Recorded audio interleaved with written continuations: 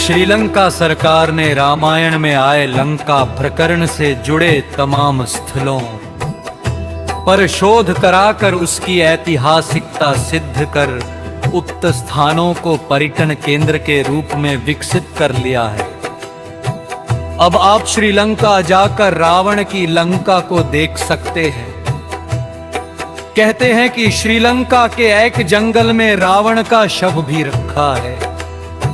विरांगटोक, नुआरा एलिया पर्वत, सीतो कोटुआ, सीता एलिया, रावण एल्ला और रैगला के घने जंगल आदि कुछ ऐसे स्थान हैं जो कि रामायण काल से जुड़े हुए हैं।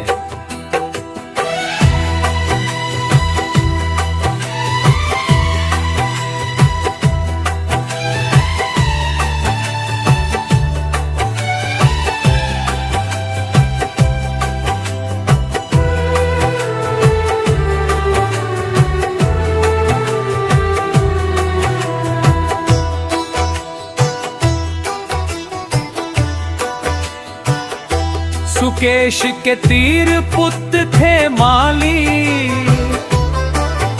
सुमाली और माल्यवान।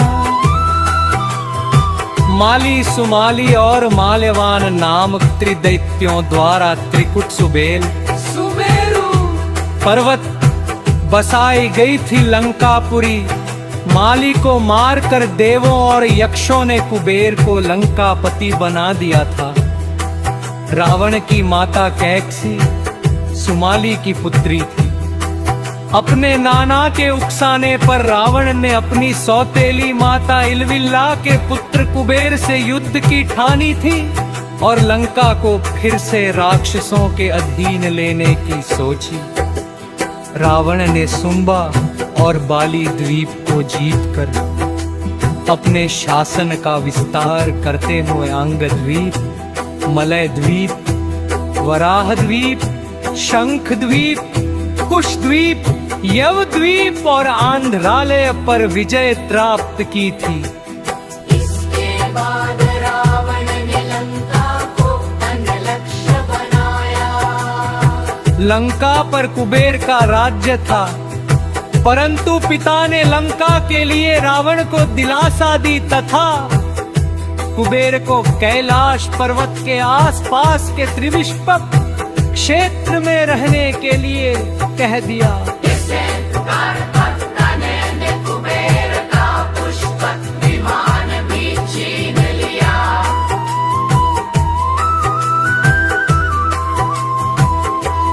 आज के युग के अनुसार रावण का राज्य विस्तार इंडोनेशिया, मलेशिया, बर्मा, दक्षिण भारत के कुछ राज्य और संपूर्ण श्रीलंका पर रावण का राज्य था। श्रीलंका की श्री रामायण रिसर्च कमेटी के अनुसार रामायण काल से जुड़ी लंका वास्तव में श्रीलंका ही है। कमेटी के अनुसार श्रीलंका में रामायण काल से जुड़ी कितनी जगहों पर रिसर्च की गई है और इसकी ऐतिहासिकता सिद्ध की है। कुबेर रावण का सौतेला भाई था। कुबेर धनपति था। कुबेर ने लंका पर राज कर उसका विस्तार किया था। रावण ने कुबेर से लंका को हड़प कर उस पर अपना शासन कायम किया। ऐसा माना जाता है कि लंका को भगवान शिव ने बसाया था।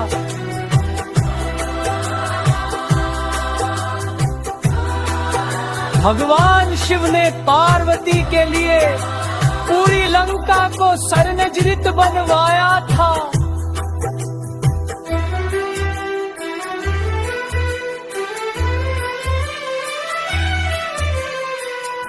लंका कथा। एक बार माता पार्वती शांति को महसूस किया कि महादेव तो दीवों के भी देवता, सारे देव तो सुंदर महलों में रहते हैं, लेकिन देवाधिदेव शमशान में, इससे तो देव की प्रतिष्ठा भी बिगड़ती है।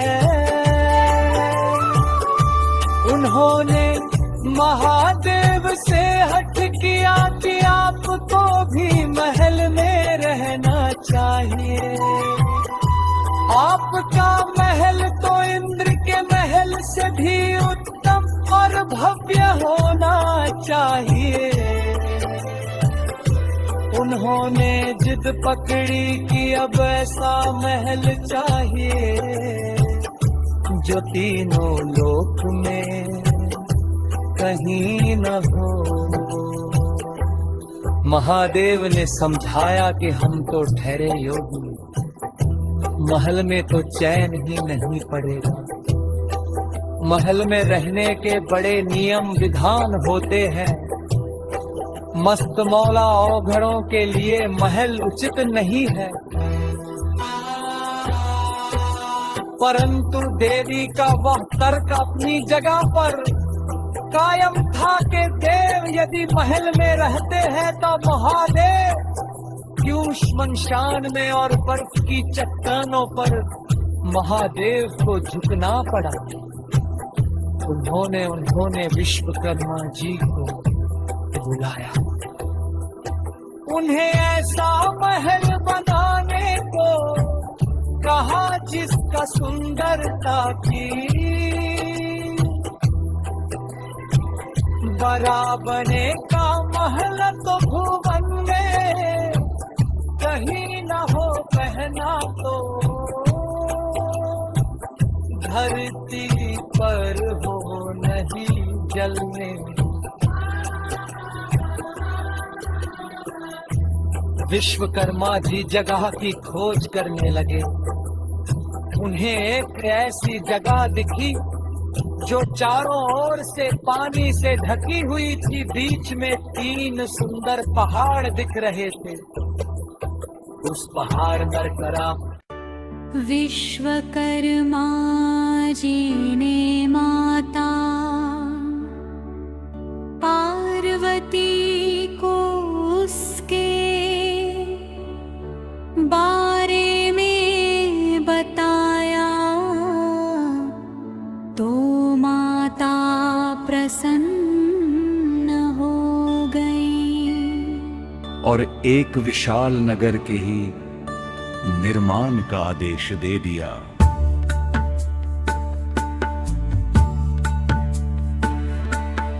विश्वकर्मा जी ने अपनी कला का परिचय देते वहाँ सोने की अद्भुत नगरी ही बना दी। माता ने गृह प्रवेश को मुहूर्त निकलवाया, विश्वा ऋषि को आचार्य नियुक्त किया गया। सभी देवताओं और ऋषियों को निमंत्रण मिला। जिसने भी महल देखा वो उसकी प्रशंसा करते नहीं थका।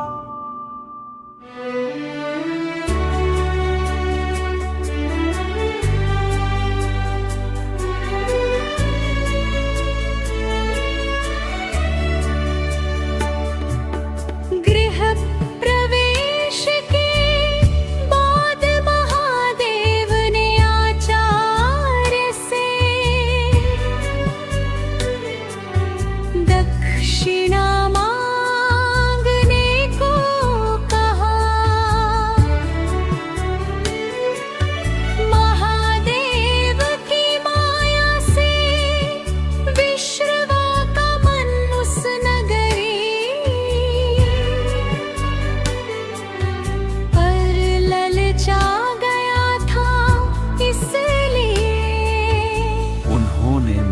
महादेव से दक्षिणा के रूप में लंका ही मांग लिया है। महादेव ने विश्रवा को लंकापुरी दान कर दी। पार्वती जी को विश्रवा की इस दृष्टता पर बड़ा क्रोध आया। उन्होंने क्रोध में आकर शाप दे दिया कि तूने महादेवी की सरलता का लाभ उठाकर मेरे प्रिय महल को हड़प लिया है। मेरे मन में क्रोध की अग्नि धधक रही है। महादेव का ही अंश एक दिन उस महल को जलाकर कोयला कर देगा और उसके साथ ही तुम्हारे कुल का विनाश आरंभ हो जाएगा। कथा श्रुति के अनुसार विश्रवा से वह पुरी पुत्र कुबेर को मिली, लेकिन रावण ने कुबेर को निकाल कर लंका को हड़प लिया। शाप के कारण शिव के अवतार हनुमान जी ने लंका जलाई और विश्रवा के पुत्र रावण कुंभकर्ण और कुल का विनाश हुआ। श्री राम की शरण में होने से विभीषण बच गए।